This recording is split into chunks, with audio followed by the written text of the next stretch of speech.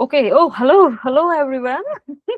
બહુ ટાઈમ પછી મળ્યા આપણે. ખબર નહીં ગઈ સાલ મળ્યા હતા, આ સાલ મળ્યા નવા વર્ષમાં. ભાઈ સાલ મુબારક બધાને. બધું આ વર્ષમાં સારું સારું વાંચવા મળે.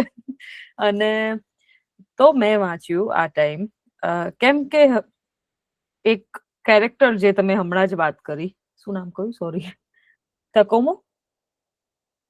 તકોમો. તકોમોના જેવું હતું કે વસ્તુ છૂટી ગઈ હતી અને પછી પાછી લેવી હતી.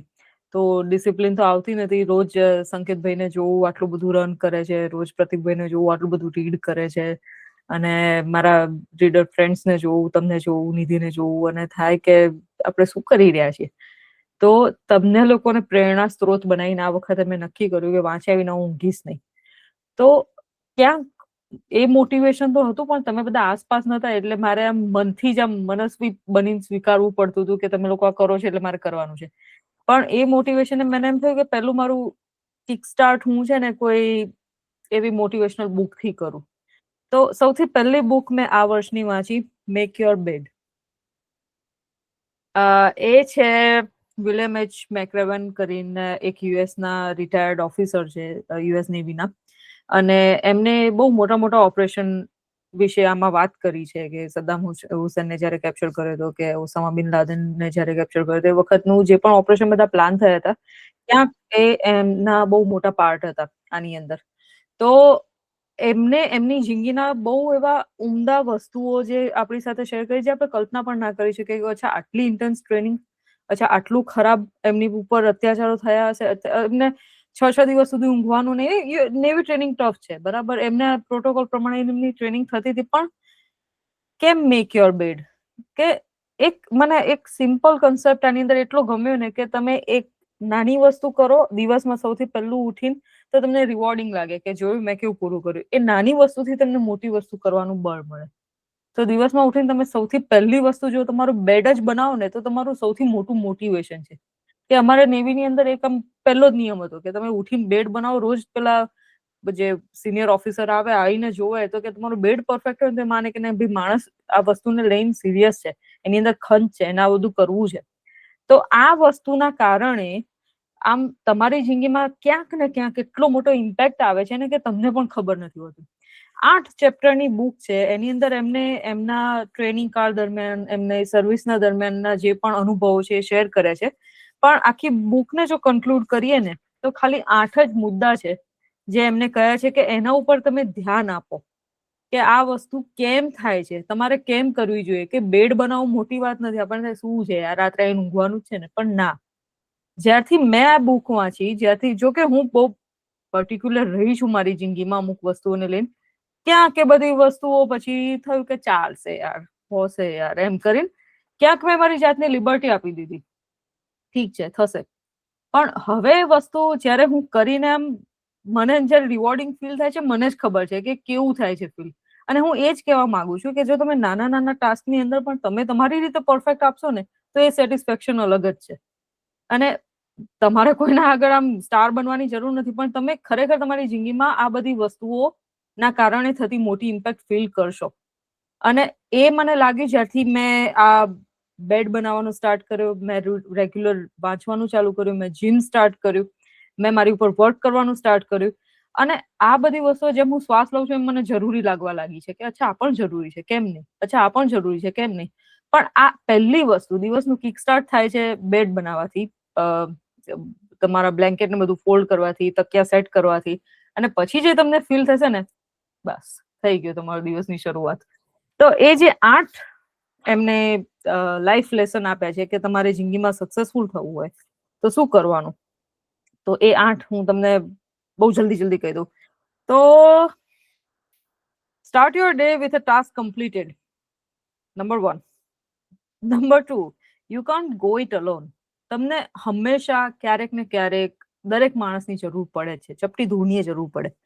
તો હું જ કરી લઈશ, હું ઇનફ છું, એ માનસિકતામાં જો તમે જીવતા હો તો વિચ ઇઝ ગુડ, સારું છે, તમને તમારા ઉપર ભરોસો છે, સારું છે. પણ તમને જરૂર પડે જ છે, અને તમારે બધાની મદદ લઈને તમે જે આગળ વધશો, તમે કદાચ એકલા આગળ નહીં વધી શકો.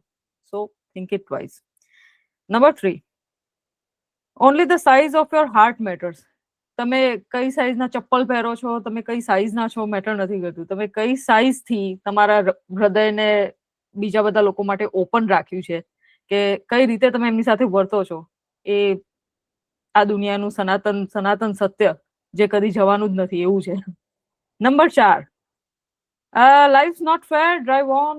નથી જ ફેર, નથી જ રહેવાની જ છે તકલીફો. શું કરી શકીએ? ડ્રાઈવ ઓન, મૂવ ઓન, બધું જ.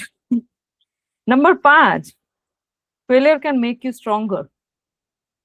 ક્યાંક લાગ્યું, વધુ વાર લાગ્યું, અને ઉલझोगे नहीं तो कैसे सुलझोगे, बिखरोगे नहीं तो कैसे निखरोगे. સો હા. Number 6, you must der greatly. ભાઈ હિંમતે આમ મજાથી કરો, આમ શું ખાલી પોકળ વાતો કરે જાઓ છો.